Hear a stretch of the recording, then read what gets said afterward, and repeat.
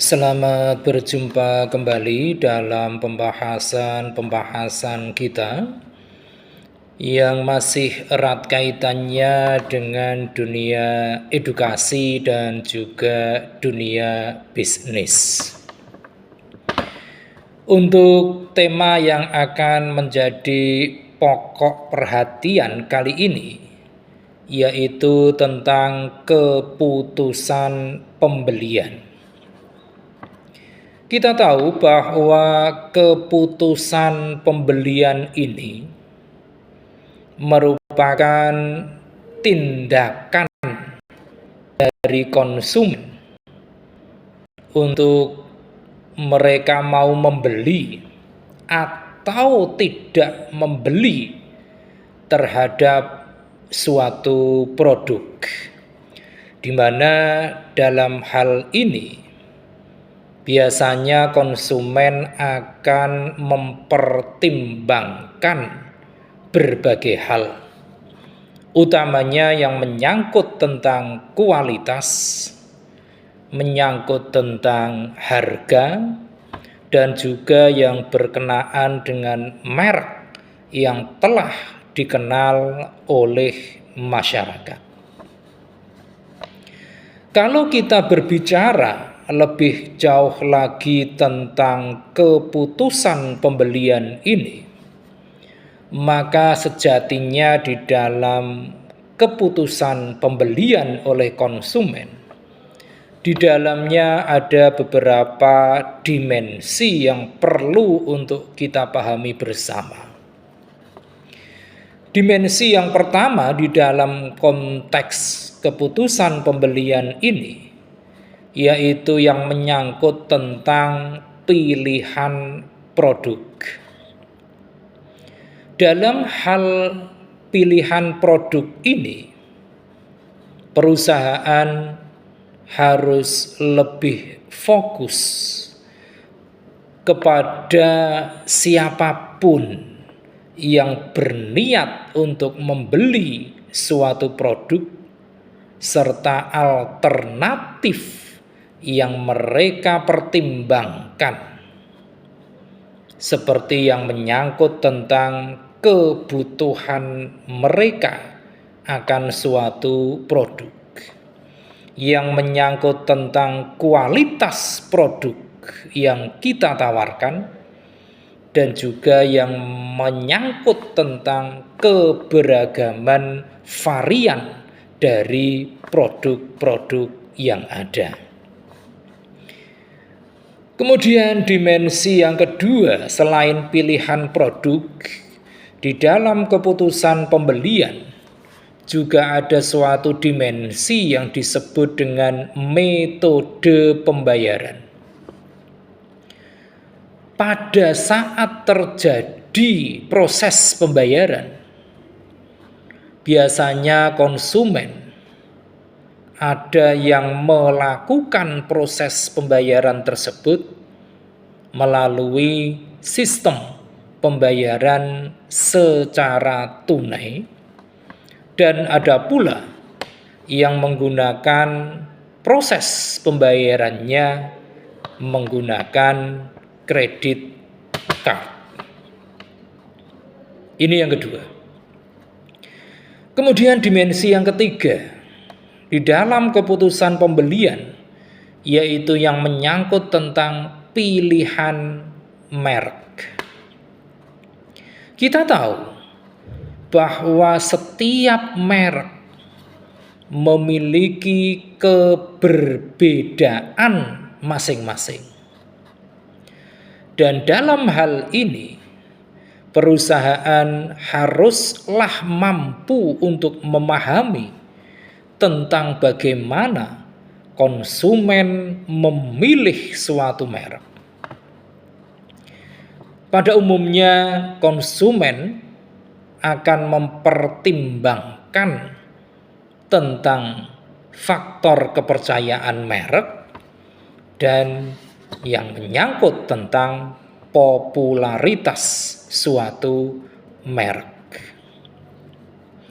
Kemudian dimensi yang keempat yaitu yang menyangkut tentang jumlah ataupun kuantitas dari pembelian. Dalam hal jumlah pembelian ataupun kuantitas pembelian ini, perusahaan harus mengambil sikap untuk menyiapkan tentang kuantitas produk agar sesuai dengan keinginan yang tentu saja berbeda-beda dari masing-masing pembeli. Lantas dimensi yang selanjutnya yaitu dimensi yang menyangkut tentang pilihan penyalur. Pembeli dalam hal ini memiliki berbagai pertimbangan yang tentunya masing-masing mereka berbeda-beda untuk menentukan penyalur produk yang diinginkannya. Bisa saja mereka mempertimbangkan hal-hal yang berkaitan dengan kedekatan lokasi penyalur, bisa pula mempertimbangkan tentang ketersediaan produknya, atau bisa pula mempertimbangkan tentang harga yang ditawarkan. Dan dimensi yang keenam dari keputusan pembelian ini adalah yang menyangkut tentang waktu pembelian. Berkenaan dengan dimensi waktu pembelian ini, maka perusahaan pun harus memahami bahwa keputusan konsumen dalam memilih waktu pembelian sangatlah mungkin berbeda-beda. Misalnya, ada yang melakukan transaksi pembelian dalam bentuk bulanan. Ada yang membeli produk setahun sekali. Atau ada pula konsumen yang melakukan aktivitas pembelian setiap 6 bulan sekali, dan sebagainya. Itulah beberapa dimensi yang patut dipahami oleh perusahaan manakala sedang fokus tentang apa yang disebut dengan keputusan pembelian konsumen ini. Nah, kalau kita berbicara tentang keputusan pembelian ini, maka tentu saja ini tidak bisa terpisahkan dari apa yang dinamakan perilaku pembelian. Di dalam praktik bisnis, perilaku pembelian oleh konsumen ini ada dibagi menjadi beberapa jenis. Di antara jenis-jenis perilaku pembelian oleh konsumen ini, ada yang disebut dengan perilaku pembelian yang rumit. Perilaku pembelian yang rumit ini biasanya terkondisikan dalam 3 tahapan. Yang pertama, di mana konsumen mengembangkan keyakinannya tentang suatu produk. Kemudian tahapan yang kedua, di mana konsumen berada dalam tataran membangun sikap tentang produk tersebut. Dan tataran yang ketiga, yaitu di mana konsumen membuat suatu pilihan pembelian dengan cermat. Ini adalah perilaku pembelian yang rumit. Kemudian selain itu, ada yang disebut dengan perilaku pembelian yang mencari variasi. Perilaku ini berada dalam situasi di mana keterlibatan konsumen cukup rendah. Akan tetapi perbedaan antar merek cukup signifikan. Maka seringkali konsumen akan melakukan tindakan-tindakan berupa peralihan merek. Yang mana hal ini terjadi lebih disebabkan oleh konsumen mencari variasi, bukan karena faktor ketidakpuasan. Kemudian yang ketiga, yaitu perilaku pembelian pengurang ketidaknyamanan. Ketika konsumen memiliki keterlibatan yang cukup kuat dalam pembelian, akan tetapi mereka hanya melihat sedikit perbedaan antar merek, maka bisa jadi konsumen akan mengalami ketidaknyamanan. Yang ini disebabkan karena konsumen berpikir bahwa terdapat beberapa fitur yang tidak mengenakan atau mendapatkan informasi bahwa mereka yang ada di pasaran ternyata terdapat merek-merek lain yang tidak kalah bagusnya jika dibandingkan dengan merek yang dihasilkan oleh perusahaan kita. Dan jenis perilaku pembelian yang keempat yaitu perilaku pembelian karena kebiasaan. Dalam hal ini, konsumen memilih merek lebih disebabkan karena faktor kebiasaan, bukan karena faktor loyalitas yang kuat terhadap suatu merek tertentu. Ini semuanya merupakan jenis-jenis perilaku pembelian yang biasa dilakukan oleh konsumen. Selanjutnya adalah mungkin ada yang memantik suatu pertanyaan sederhana, di mana pertanyaan tersebut adalah pertanyaan yang menyangkut tentang bagaimana proses keputusan pembelian oleh konsumen ini. Kalau kita berbicara tentang proses dari keputusan pembelian, maka ada beberapa tahapan yang perlu untuk kita kenali bersama. Di mana tahapan yang pertama yaitu tahapan di mana konsumen mulai melakukan apa yang disebut dengan pengenalan masalah, need recognition.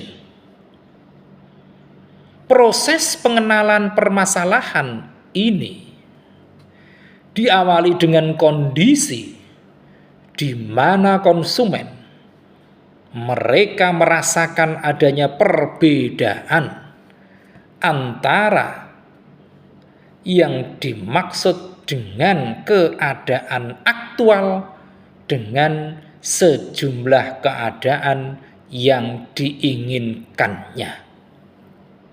Oleh sebab itulah, para pemasar haruslah melakukan suatu tindakan identifikasi keadaan yang keadaan itu mampu memicu munculnya kebutuhan akan suatu produk. Dengan berbekal pada informasi inilah, para pemasar akan dapat mengidentifikasikan mana rangsangan yang paling dominan demi munculnya minat konsumen tentang suatu produk. Para pemasar selanjutnya dapat menyusun berbagai strategi, utamanya strategi untuk memicu minat konsumen tersebut akan suatu produk menjadi lebih besar. Ini adalah tahapan pertama dari proses keputusan pembelian, pengenalan masalah. Kemudian tahapan yang kedua, yaitu tahapan di mana konsumen melakukan aktivitas berupa pencarian informasi, information search.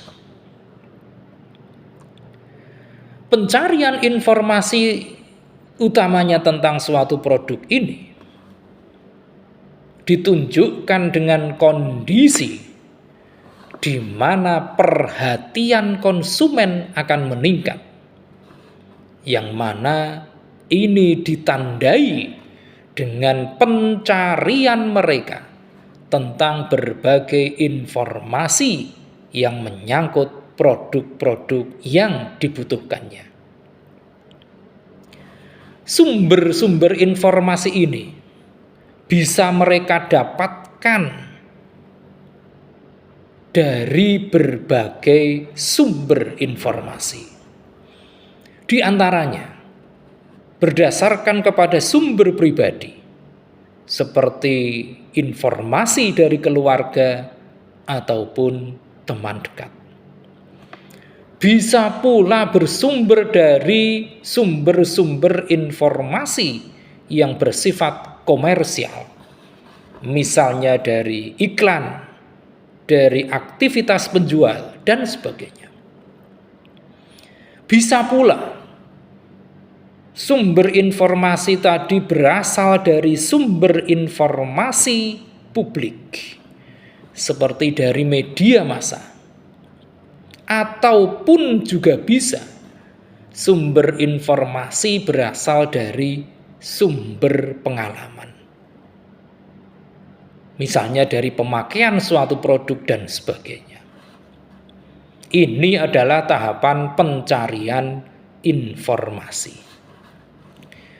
Kemudian yang ketiga, yaitu tahapan evaluasi alternatif, evaluation of alternatives.